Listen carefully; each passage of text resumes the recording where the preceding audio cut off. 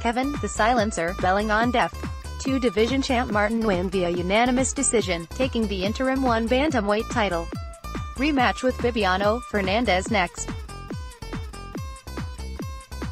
Hitman, July 27, 2018. Kevin Bellingham capped off a triumphant night for Team Lakay at One Championship, Reign of Kings, when he defeated Martin Nguyen via unanimous decision to claim the interim bantamweight championship Friday in Manila.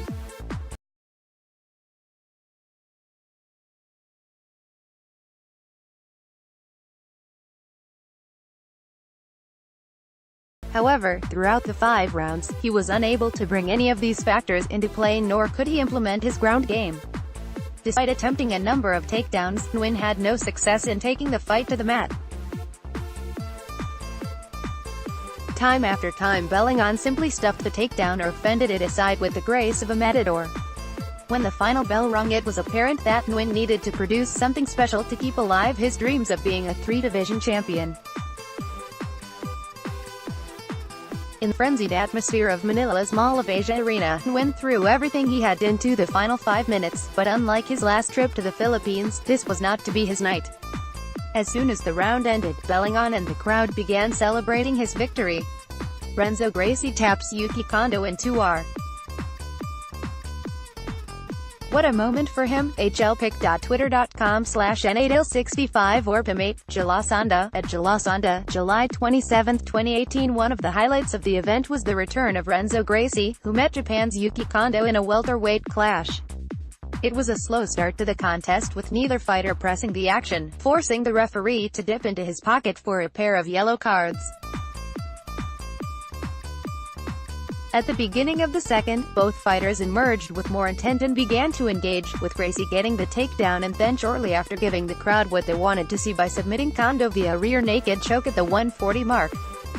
Finally, Gary Tonin RNCD Rahul Raju in 3R. hlpic.twitter.com/sm6update, Jalasanda, at Jalasanda, July 27, 2018. Gary Tonin moved to 2-0 after defeating India's Rahul Raju via rear naked choke at 3:27 of the 3rd round.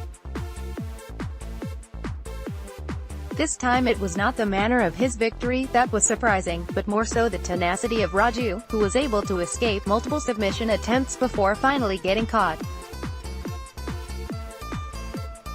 Tonin is still very much a work in progress.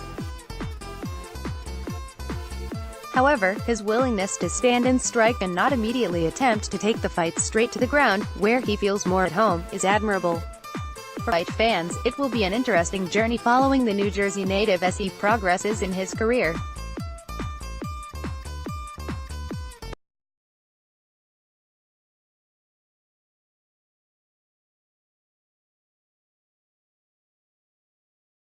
Aoki was in control of the contest from start to finish, and soon after the bell sounded, Warachi was on the mat fighting for his survival. Aoki then took mount and began raining down elbows on an almost defenseless Warachi, forcing the referee to step in and call a halt to the contest. Team Lakay's Eduard Folayang and Joshua Pacquiao were also in action, with both fighters taking home wins. Folayang was able to at least partially exorcise the ghosts from his November loss to Nguyen when he defeated Russian Aziz Pardonov via unanimous decision in a lightweight clash. The 34-year-old Team Lakay stalwart, fighting on home soil for the first time since that co-defeat, was made to work for his victory.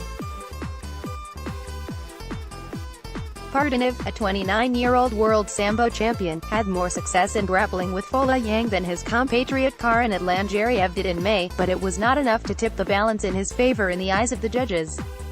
For his part, Pacquiao achieved a first-round submission win in his strawweight clash with up-and-coming Thai star Pongsiri Mitsadet. Pacquiao quickly took Mitsadet down and began to exert control as soon as they hit the mat, smoothly moving from side control to mount. After raining down a flurry of blows on Mitsadet, who looked out of his depth on the ground, Pacquiao began looking for a submission. When it came, it unfolded via slightly unorthodox armlock at 3:37 of the 1st round.